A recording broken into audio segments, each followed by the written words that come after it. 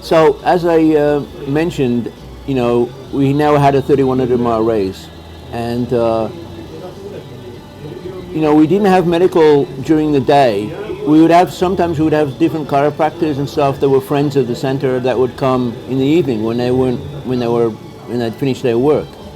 So during the day, I had sort of like been elected because I'd learned like little things about injuries and stuff from my own races, from different medical chiropractors and applied kinesiology people who'd worked on me, and they taught me different things. So I sort of got like elected as the medical boss, and I'd arrange for people, especially also like we had a few people that could do massage and stuff like that, so I'd like make arrangements of when they could come, when they'd be available and so on. So I sort of put in charge of that. Anyway, so I would kind of go to work. I'd go by the race early in the morning since it started at 6 o'clock while I was going out for my run. Then I would go to work, then I'd come back in the afternoon, and then I would go out to the race. So I'd spend the rest of the evening, the early afternoon and the evening at the race until the end, and help with the pack up the stuff that would be put away until the next morning. Anyway, Guru would come, at that time Guru was coming like 2 or 3 times a day and giving prasad, just first to the runners, but also then, he would stop, whoever was driving him would like drive around the course and stop and give the runners at the car personally, and then later he would stop by and they'd set up prasad by the sort of start-finish line, and all the helpers and organizers and wherever at the race would get to come and take their prasad. Anyway, one of my funny things was that when the race on the first day of the race, lots and lots of people would come there for the start of the race. And I didn't like to be caught up in all the kind of circus of the thing. So I would often stand a little bit further away from the start line, away from the crowd, on my own by one of the vans that we had there for support. And Guru would, at that point, one of the boys that drove Guru to the race was kind of parked near where I was, away from the start.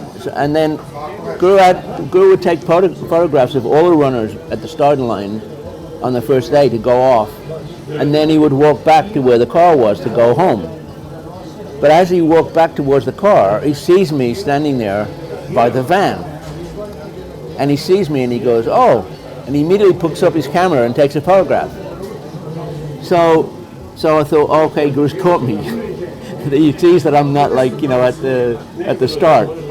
And but then a couple of days later, when he's coming again by the race, he sees me and he has the person that is driving the car stop, and he calls me over.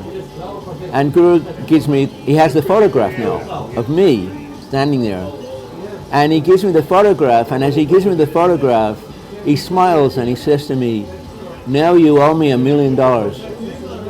And I smiled, and then I take the picture and I went away, and Guru drives off. And I was like so pleased. And the thing was, it was interesting because there were quite a few Yugoslavian disciples at that point. They're very good friends of mine. They were either worked or lived in New York at the time. And I remember on one occasion, they gave me some dinar notes that were from the time when there was like hyperinflation in Yugoslavia. And I had a 5 million, I think, 5 million dinar note and a 10 million dinar note, something like that, And so again, there was always this thing, of humor and joy between me and Guru. He was always joking with me, and he quite was happy sometimes if I joked with him. So I had this idea that I would take this $5 million dinar note and put it in an envelope with a little letter saying, "Guru, I don't have $1 million yet, but I can give you this 5 million dinar note." And so again, and then I sent it to Guru, and the next time he came around to give prasad, he looked at me and he just smiled, like, he got the joke.